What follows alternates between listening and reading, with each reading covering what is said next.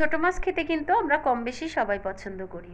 নমস্কার সবাইকে, বিথির cooking and blog থেকে সবাইকে জানাচ্ছি অনেক অনেক শুভেচ্ছা এবং অভিনন্দন।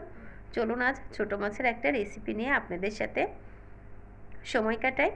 তাই এখানে আমি প্রথমেই দেখাচ্ছি ছোট মাছটা কিভাবে রান্না করেছি আর কিভাবে আমি কেটে ধুয়ে পরিষ্কার করে নিয়েছি। আমি কিন্তু এখানে মৌসি মাছের মাথাগুলো সবই আলাদা করে ফেলেছি।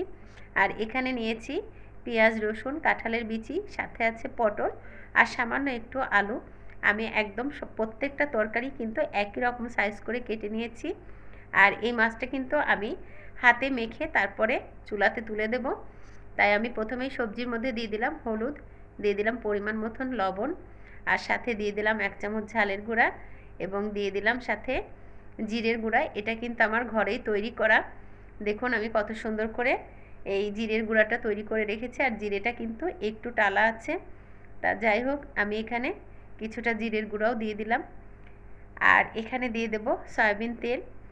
দিয়ে আমি খুব সুন্দর করে আগে সবজিটাকে মেখে নেব। এখানে কিন্তু কোনো রকম আমি বাটা মশলা ব্যবহার করছি না, সব কিন্তু এভাবেই। তবে এখন হয়তো বলতে পারেন আমি খুন্তি দিয়ে কেন মাখাচ্ছি, আসলে মাছ কাটতে গিয়ে আমার সামান্য একটু হাতটা কেটে গেছে।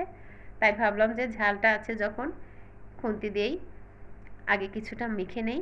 তাই এখানে কিন্তু আমি বেশ কিছু চেরা কাঁচা লঙ্কাও দিয়ে দিয়েছি, তবে খুন্তি দিয়ে ভালো করে মাখানো হচ্ছে না।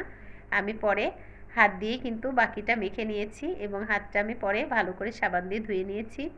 তার সাথেই দিয়ে দিলাম কিছুটা মৌসি মাছ। এতটা মাছ আমার লাগবে না, তাই আমি এখান থেকে পরিমাণ মতো মাছ নিয়ে নিলাম। নিয়ে এই সবজির সাথে আলতোভাবে মিশিয়ে নিলাম।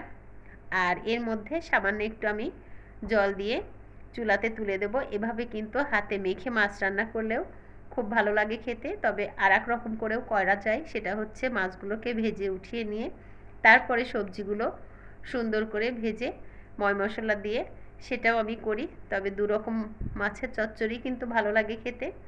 তা আজকে মনে হলো যে এভাবেই তৈরি করি। তবে আজকে বলে না, আমি মাঝে মাঝেই কিন্তু ছোটো মাছ এভাবে তৈরি করে থাকি। আমার রেসিপিগুলো হয়তো আগে দেয়া আছে, আপনারা দেখে সেটা বুঝতে পারবেন যে ছোটো মাছ আমি বিভিন্ন রকম করেই রান্না করে থাকি। তাই এই তো এখন আমি পরিমাণ মতো জল দিয়ে দিলাম আর দিয়ে চুলাটা ধরিয়ে দিলাম এবং তরকারিটা আমি ঢেকে দিয়েছিলাম মিডিয়াম জালে। এক পাশ হয়ে যাওয়ার পর আমি কিন্তু আলতোভাবে খুন্তি দিয়ে মাছগুলো সবজি সহকারে সুন্দরভাবে উল্টে দিলাম। তবে অনেকে কিন্তু উল্টায়ও না, এভাবেই ঢাকা দিয়ে রেখে দেয়। তা আমি একটু উল্টে দিলাম যাতে এপাশ ওপাশ দুপাশেই সুন্দরভাবে হয়ে যায়। আর এই যে মাছের চচ্চড়িটা কিন্তু অলরেডি আমার হয়ে গেছে। বাটাবাটির ঝামেলা ছাড়াই খুব সুন্দরভাবে তৈরি হয়ে গেল ছোটো মাছের চচ্চড়ি।